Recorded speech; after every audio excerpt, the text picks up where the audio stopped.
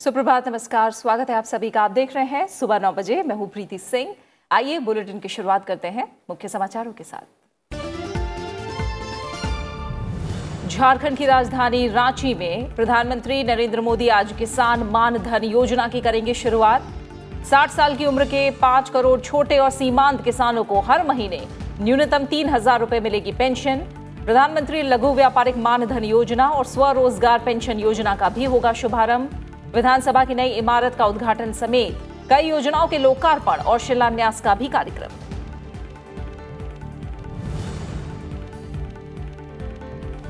राष्ट्रीय अनुसूचित जनजाति आयोग की लद्दाख को जनजातीय क्षेत्र का दर्जा देने की सिफारिश। गृहमंत्री अमित शाह और जनजातीय मामलों के मंत्री अर्जुन मुंडा को लिखा पत्र। जम्मू कश्मीर के सभी इलाकों में टेलीफोन सेवाएं बहाल, कुछ इलाकों में पोस्टपेड मोबाइल भी चालू। स्वास्थ्य सेवाओं के अलावा सभी बैंकों के एटीएम भी कर रहे हैं काम।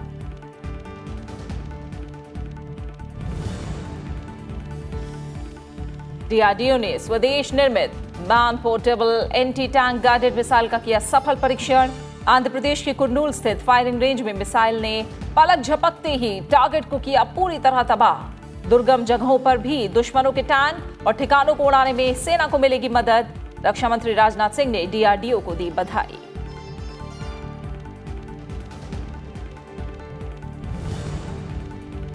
कोर्ट कचहरी के चक्कर में फंसे आयकरदाताओं के लिए सीबीडीटी की सौगात। 12 महीने से ज्यादा समय से लंबित मुकदमों में मिलेगी राहत। समझौते का खुलेगा रास्ता। आयकर विभाग ने राहत के लिए निकाली वन टाइम स्कीम। 31 दिसंबर तक उठा सकेंगे फायदा।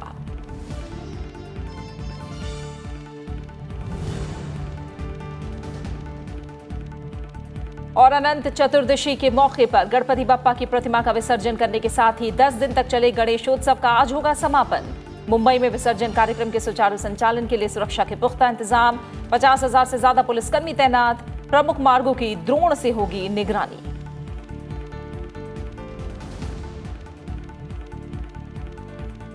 प्रधानमंत्री नरेंद्र मोदी आज झारखंड का दौरा करने वाले हैं। राजधानी रांची में प्रधानमंत्री नरेंद्र मोदी किसान मान धन योजना की शुरुआत करेंगे। साथ ही प्रधानमंत्री लघु व्यापारिक मान धन योजना और स्वरोजगार पेंशन योजना का भी शुभारंभ किया जाएगा। प्रधानमंत्री नरेंद्र मोदी विधानसभा की नई इमारत का उद्घाटन भी करने के अलावा कई योजनाओं का लोकार्पण और शिलान्यास भी करेंगे।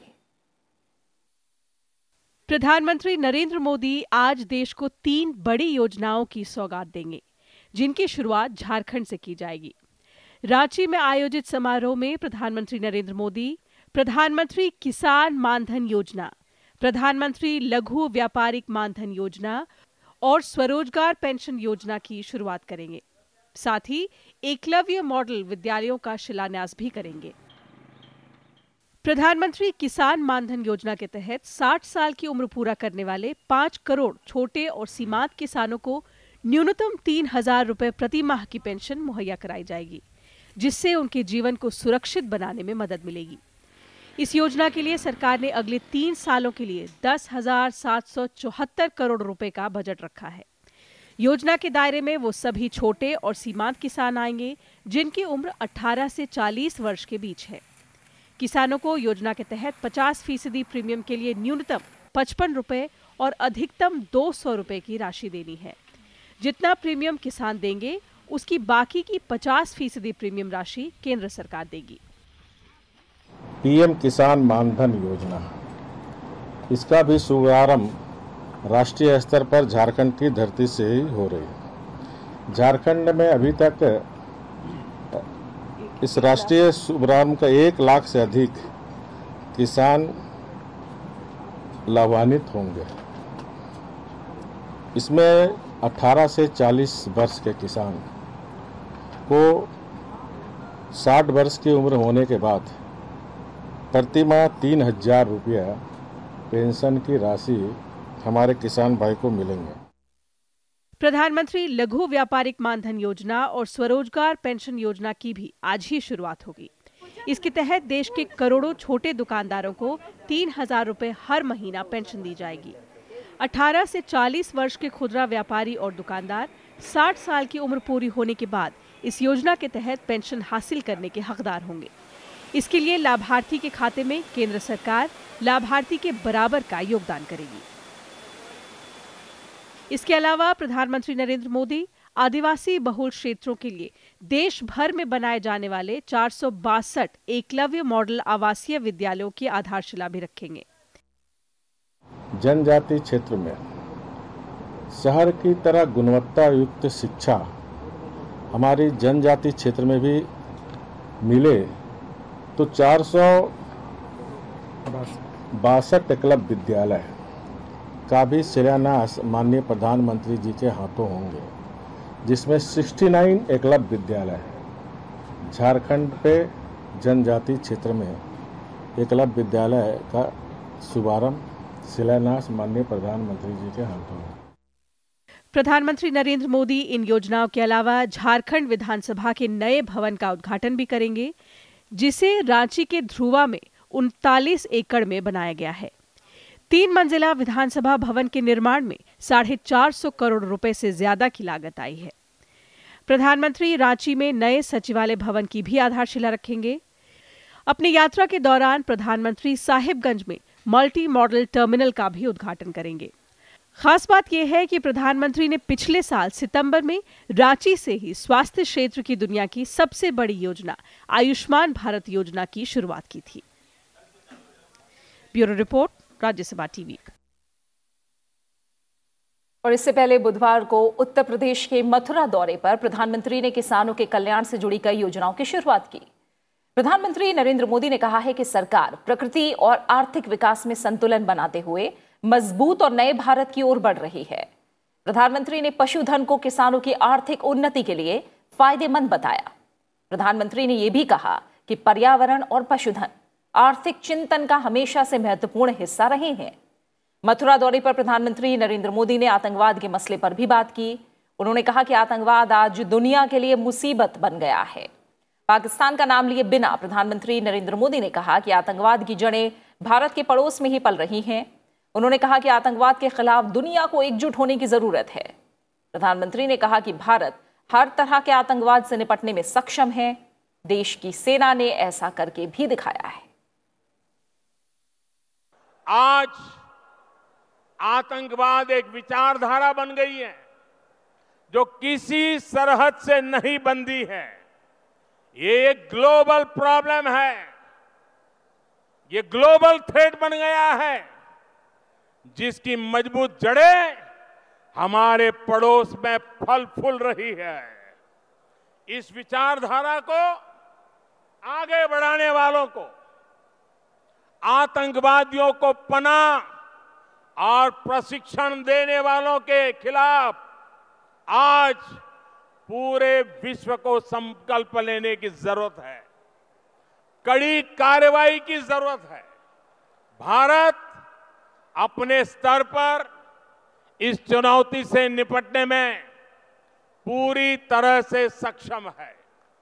ये हमने भी दिखाया भी है और आगे भी दिखाएंगे।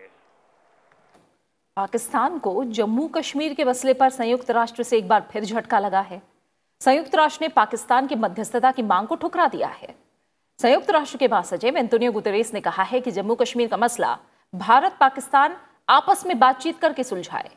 पाकिस्तान के प्रतिनिधि मलिहा लोधी ने संयुक्त राष्ट्र महासचिव के सामने जम्मू कश्मीर के मसले को उठाया था। अब एंटोनियो गुतेरेस के प्रवक्ता स्टीफन दुजारेक की ओर से जारी बयान में कहा गया है कि भारत पाकिस्तान को किसी भी तरह से आक्रामक रवैये से बचना चाहिए और दोनों देशों को आपस में बात करके मुद्दे को सुलझाना चाहिए। संयुक्त राष्ट्र ने साफ कर दिया है कि जम्मू कश्मीर मामले में उसकी स्थिति पहले जैसी ही है। संयुक्त राष्ट्र के महासचिव का यह बयान तब आया है जब पाकिस्तान की ओर से संयुक्त राष्ट्र मानवाधिकार परिषद में जम्मू कश्मीर का मसला उठाया गया था और भारत ने करारा जवाब देते हुए इसे भारत का आंतरिक मसला बताया था और पाकिस्तान इसे लेकर झूठ फैलाने की कोशिश कर रहा है।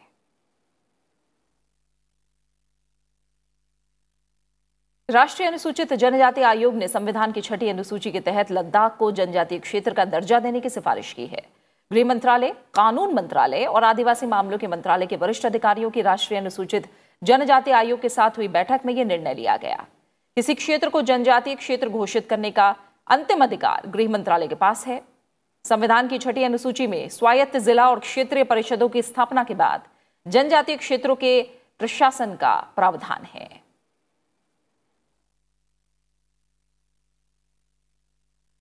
जम्मू कश्मीर में आम जनजीवन पूरी तरह से सामान्य हो गया है। सभी इलाकों में टेलीफोन सेवाएं बहाल हो गई हैं। साथ ही कश्मीर के 2 जिलों में मोबाइल सेवाएं भी चालू हो गई हैं। जम्मू कश्मीर में स्वास्थ्य सेवाओं के अलावा सभी बैंकों के एटीएम भी काम कर रहे हैं। जम्मू कश्मीर के डीजीपी दिलबाग सिंह ने कहा है कि जम्मू संभाग के सभी 10 जिलों में हालात सामान्य हैं। सभी स्कूल, कॉलेज और ऑफिस खोल दिए गए हैं। लेह और कारगिल में भी किसी प्रकार की बंदिश नहीं है। 90% इलाकों में प्रतिबंधों से छूट दी गई है। टेलीफोन एक्सचेंज पूरी तरह से काम कर रहे हैं। उन्होंने कहा कि अब घाटी के युवा आतंकियों के बहकावे में नहीं आ रहे हैं। हाल के दिनों में किसी कश्मीरी युवक ने आतंक के रास्ते पर नहीं गया है।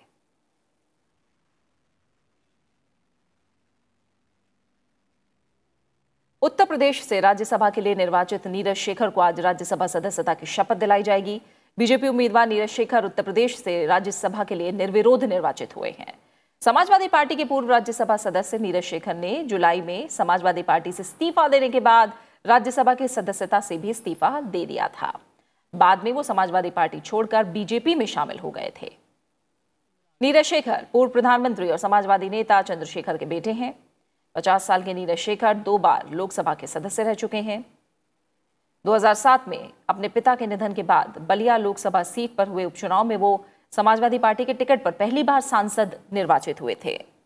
2009 में उन्होंने इसी सीट से दोबारा लोकसभा के लिए जीत हासिल की और इसके बाद 2014 में हुए लोकसभा चुनाव में हार जाने के बाद समाजवादी पार्टी ने उन्हें राज्यसभा के लिए नामांकित किया।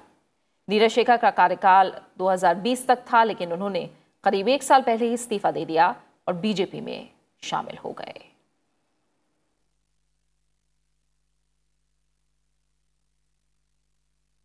वहीं समाजवादी पार्टी के 2 सांसदों के इस्तीफे के बाद उत्तर प्रदेश से खाली हुई राज्यसभा की 2 सीटों पर होने वाले उपचुनाव के लिए आज नामांकन की अंतिम तारीख है।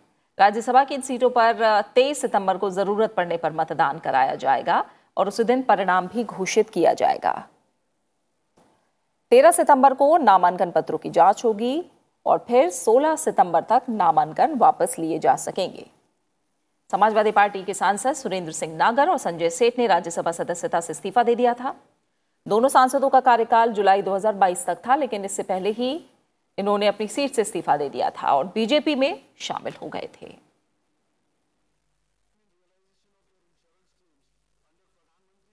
केंद्रीय सड़क परिवहन और राजमार्ग मंत्री नितिन गडकरी ने कहा है कि नए यातायात नियम राजस्व कमाने की स्कीम नहीं है और इसका मकसद हर साल सड़क दुर्घटना में 1.5 लाख लोगों की होने वाली मौत को रोकना है। नए नियमों का सकारात्मक नतीजे भी दिख रहे हैं। दिल्ली में BS6 कंप्लायंट वाली 2 व्हीलर लॉन्च के मौके पर उन्होंने कहा कि राज्य के पास अधिकार है कि वो जुर्माना राशि कम कर सकते हैं।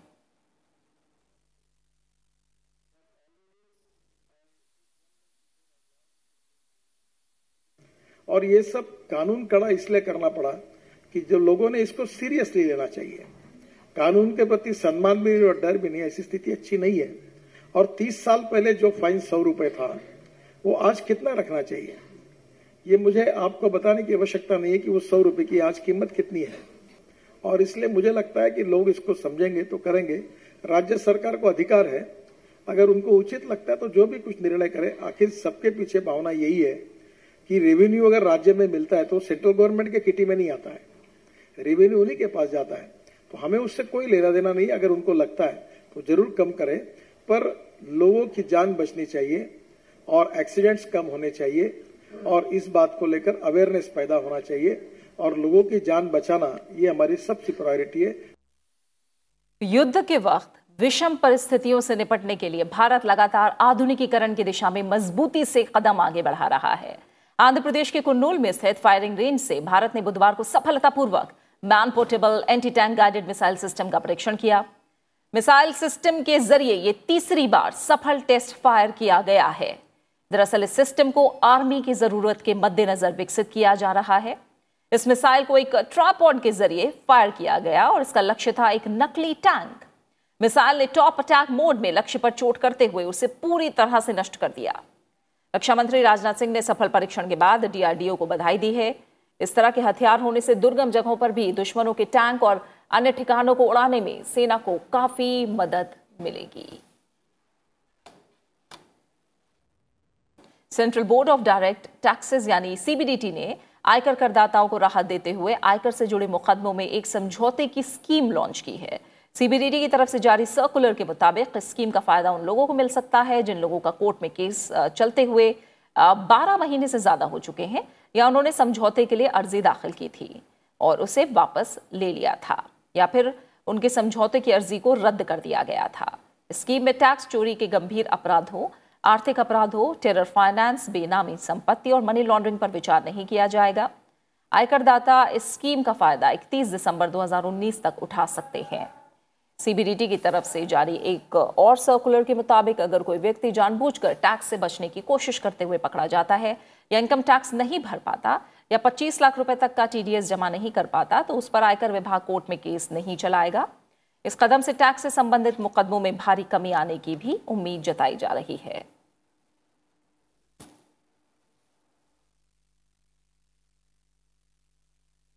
राष्ट्रपति रामनाथ कोविंद ने आइसलैंड यात्रा के अंतिम दिन भारत आइसलैंड बिजनेस फोरम को भी संबोधित किया। उन्होंने कहा कि आइसलैंड की तकनीकी प्रगति और भारत का वैज्ञानिक कौशल आपस में मिलकर चौथी औद्योगिक क्रांति को नई गति प्रदान कर सकते हैं। राष्ट्रपति ने कहा कि भारत में तेज विकास और आइसलैंड की उत्कृष्ट क्षमताएं एक दूसरे की पूरक हैं। उन्होंने कहा कि व्यापार, निवेश और सेवाओं से लेकर अनुसंधान और नवाचार तक के से जुड़े कई क्षेत्रों में आर्थिक साझेदारी बढ़ाने की व्यापक संभावनाएं हैं। राष्ट्रपति ने कहा कि आइसलैंड विनिर्मित वस्तुओं, फल, सब्जियों, वस्त्र, रसायनों और इंजीनियरिंग वस्तुओं को भारत से प्राप्त करने की संभावनाओं पर गौर कर सकता है। इसी तरह फार्मा, स्वास्थ्य सेवा और जैव प्रौद्योगिकी के क्षेत्र में भारत और आइसलैंड के बीच कारोबार बढ़ाने की व्यापक संभावनाएं हैं। यही नहीं, वित्त और पर्यटन सेवाओं में भी पारस्परिक कारोबार के मौके हैं। उन्होंने कहा कि रोबोटिक्स, पारिस्थितिकी और समुद्री कचरे के क्षेत्र में काम कर रहे भारतीय स्टार्टअप या तो आइसलैंड या भारत या दुनिया के किसी भी हिस्से में हमारी भावी साझेदारी को संभावित मजबूत आधार बन सकते हैं। India's growth and commitment to sustainability and Iceland's business strengths make for a natural partnership. Iceland is known for renewable energy, geothermal and hydroelectricity. There is a scope for collaboration in this sector as well. India has set itself a target of installing 175 gigawatts capacity of renewable energy by the year 2022 and meeting 40% of its total energy needs from renewable energy by the year 2030. Iceland's technological prowess and India's scientific skills could embrace each other to drive the fourth industrial revolution and the machine intelligence age. Our startups working on robotics, ecology and marine litter can be the potential anchors of our future engagement in Iceland, India or in any other part of the world. राष्ट्रपति रामनाथ कोविंद अपनी राजकीय यात्रा के दूसरे चरण में Switzerland पहुंच गए हैं। यहां पहुंचने पर उनका शानदार स्वागत हुआ। स्विट्जरलैंड में राष्ट्रपति रामनाथ कोविंद का शीर्ष नेतृत्व से मुलाकात का कार्यक्रम है।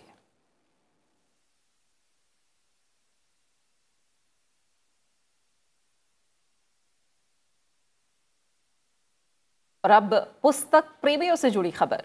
इंडिया ट्रेड प्रमोशन ऑर्गेनाइजेशन की ओर से हर साल लगने वाला दिल्ली पुस्तक मेला प्रगति मैदान में बुधवार से शुरू हो गया है। इस बार पुस्तक मेले में महात्मा गांधी के जीवन से जुड़ी किताबों को मुख्य तौर पर पेश किया गया है। साथ ही न्यू इंडिया की आकांक्षाओं से जुड़ी झलक भी दिखाई गई है। राजधानी दिल्ली के प्रगति मैदान में किताबों के शौकीन जुटने लगे हैं। मौका है दिल्ली पुस्तक मेले के सिल्वर जुबली यानी 25वें संस्करण का, जिसकी थीम महात्मा गांधी की 150वीं जयंती पर केंद्रित है। पुस्तक मेले में राष्ट्रपिता के जीवन से जुड़ी वस्तुओं को भी प्रदर्शित किया गया है। प्रकाशन विभाग के पंडाल के उद्घाटन के मौके पर सूचना और प्रसारण मंत्रालय के सचिव अमित खरे ने कहा कि इंटरनेट के युग में भी पुस्तकों की मांग बढ़ रही है। अमित खरे ने इस दौरान महात्मा गांधी के जीवन से जुड़ी पुस्तकों का विमोचन भी किया। इंटरनेट के भी युग में इंटरनेट सूचना देता है, ज्ञानवर्धन नहीं करता। ज्ञान तब बढ़ता है जब लोग पुस्तकें पढ़ें, आपस में विमर्श करें, और विशेष रूप से जो महापुरुष हुए हैं जैसे महात्मा गांधी और भी महापुरुषों की जीवनियाँ यहाँ पर विभिन्न भाषाओं में प्रकाशित हुई हैं, उनसे ज्ञान प्राप्त करें। और आपने देखा होगा कि प्रकाशन विभाग ने जो पुस्तकें प्रकाशित की हैं वो हिंदी अंग्रेजी में ही नहीं बल्कि अनेक भाषाओं में, उर्दू में, तमिल में, गुजराती में, जिनका अभी विमोचन हुआ है। तो देश की विभिन्न भाषाओं को भी प्रकाशन विभाग बढ़ा रहा है। पुस्तक मेले में आजादी की लड़ाई से जुड़ी किताबों के साथ साथ राष्ट्रपति और प्रधानमंत्री के भाषणों से जुड़ी किताबों को भी रखा गया है।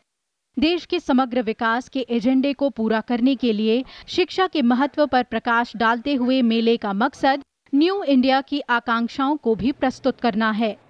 अब की बार जो दिल्ली बुक फेयर है बहुत अनूठा है, क्योंकि ये सिल्वर जुबली एडिशन है दिल्ली बुक फेयर का, और इस बार जो थीम रखी है वो है महात्मा गांधी के 150 वर्ष, तो बापू को समर्पित है। और इसमें बहुत सारी ऐसी पुस्तकें हैं जो गांधी दर्शन और उसकी तरफ इंगित करती हैं और महत्वपूर्ण है ये फेयर। और इसके अलावा इसके साथ में 3 फेयर और हैं। एक तो स्टेशनरी फेयर है जो 21वां एडिशन है, और साथ में ऑफिस ऑटोमेशन और कॉरपोरेट गिफ्ट फेयर है। इस बार दिल्ली पुस्तक मेले में 140 से अधिक प्रकाशक और प्रदर्शक हिस्सा ले रहे हैं। इसके अलावा यहां 21वां स्टेशनरी मेला, 5वां ऑफिस ऑटोमेशन मेला और कॉरपोरेट उपहार मेला भी लगा है, जो लोगों को आकर्षित कर रहा है। प्रगति मैदान के हॉल नंबर 7 में लगाए गए ये सभी मेले 15 सितंबर तक चलेंगे। अनु दीवान, राज्यसभा टीवी। समाज में शांति और सद्भाव के लिए दिल्ली के कमानी ऑडिटोरियम में म्यूजिक फॉर हार्मनी कार्यक्रम का आयोजन किया गया। Noble art documentation and development यानी नाद फाउंडेशन की तरफ से आयोजित इस कार्यक्रम का मुख्य उद्देश्य था समाज में शांति, भाईचारा और सांप्रदायिक सौहार्द को शास्त्रीय संगीत के माध्यम से जन जन तक पहुंचाना।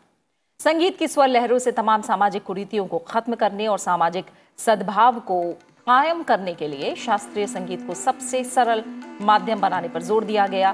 भारतीय शास्त्रीय संगीत के माध्यम से मानवीय मूल्यों और राष्ट्रीय भावनाओं के विकास के लिए national foundation for communal harmony और नाद फाउंडेशन के संयुक्त तत्वाधान में आयोजित इस संगीतमयी शाम में पद्मश्री से सम्मानित तबलावादक सुरेश तलवलकर और जाने माने सितार वादक शुजात हुसैन खान ने अपने विशिष्ट वादन शैली से श्रोताओं को मंत्रमुग्ध कर दिया।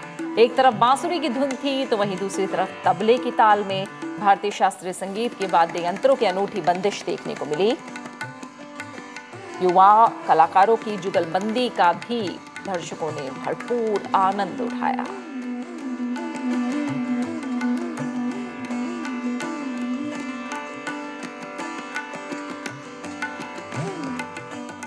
पूरा म्यूजिक, गीतम, वाद्यम जो बात है, कभी कभी नृत्य भी होता है मेरी अलग संकल्पना में। तो गीतम, वाद्यम, नृत्यम, ये तीनों चीज़ें एक ही है। ये बड़ा मैसेज होता है और ये सबसे अच्छी मेलोडी होती है। हिंदुस्तानी शास्त्रीय संगीत जो है वो सबसे पहला जो मैसेज देते हैं वो है सद्भाव और हार्मनी।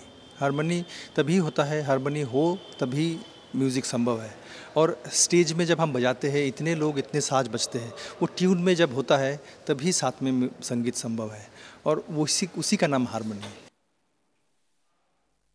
दिल्ली के फिरोज शाह कोटला स्टेडियम का नाम अब अरुण जेटली स्टेडियम होगा। जवाहरलाल नेहरू स्टेडियम के वेटलिफ्टिंग हॉल में होने वाले समारोह में पूर्व वित्त मंत्री अरुण जेटली के नाम पर अब स्टेडियम का नाम होगा। समारोह में कार्यक्रम के मुख्य अतिथि केंद्रीय गृह मंत्री अमित शाह होंगे और केंद्रीय मंत्री किरेन रिजिजू इस मौके पर सम्मान्य अतिथि होंगे। समारोह में अरुण जेटली के परिजन भी मौजूद रहेंगे। डीडीसीए ने 27 अगस्त को फिरोज शाह कोटला स्टेडियम का नाम बदलकर अरुण जेटली स्टेडियम करने की घोषणा की थी। हालांकि मैदान का नाम फिरोज शाह कोटला मैदान ही रहेगा। आज होने वाले कार्यक्रम में स्टेडियम में कोटला के एक स्टैंड का नाम भारतीय कप्तान विराट कोहली के नाम पर रखा जाएगा। इस दौरान विराट कोहली के क्रिकेट सफर पर एक एनिमेटेड फिल्म भी दिखाई जाएगी।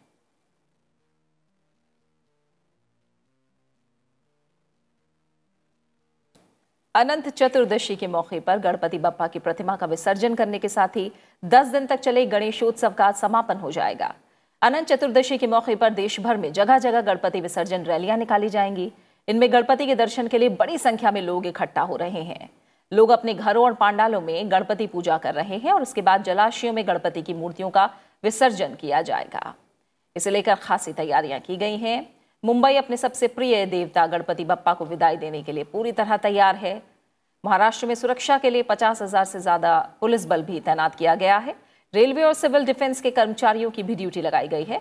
भीड़ को नियंत्रित करने के लिए 5,000 से ज्यादा कैमरे लगाए गए हैं। क्रेन, ड्रोन, सीसीटीवी और फ्लड लाइट्स जैसे उपकरणों का भी इस्तेमाल किया जा रहा है। 40,000 से ज़्यादा फोर्स हमने ऑन द ग्राउंड लगाई है एंड सभी का बंदोबस्त ऑर्गेनाइज किया गया है। पुलिस स्टेशन लेवल पर जो हमारे पास बंदोबस्त अवेलेबल है, जितने मेन एंड ऑफिसर्स हमारे पास अवेलेबल है, उसके व्यतिरिक्त हमारे रिजर्व्स, हमारे स्पेशल पथक जैसे कि आरसीपी, क्यूआरटी, ट्रैफिक, इन सभी को ऑन द ग्राउंड ड्यूटी दिया गया है। क्राउड पे कंट्रोल करने के लिए एंड मॉनिटरिंग के लिए जो हमारे 5,000 से ज़्यादा कैमरेज है उनको भी एक्टिवेट किया है एंड सभी शहर के सभी इम्पोर्टेंट इलाकों पे हमारी निगरानी रहेगी। वहीं मुंबई में गणपति विसर्जन के लिए 129 स्थान निर्धारित किए गए हैं। गणेश चतुर्थी के दिन गणपति की स्थापना के बाद 10 दिनों तक उनकी खूब सेवा की जाती है। उन्हें अलग अलग प्रकार के व्यंजन, फल और फूल अर्पित किए जाते हैं। 10 दिनों के बाद 11वें दिन यानी अनंत चतुर्दशी को बप्पा को गाजे बाजे के साथ विदा किया जाता है। और इसी के साथ फिलहाल सुबह 9 बजे की खबरों में मेरे साथ इतना ही। बुलेटिन में जाते जाते एक नजर डालिए देश भर में मौसम के हाल पर। नमस्कार।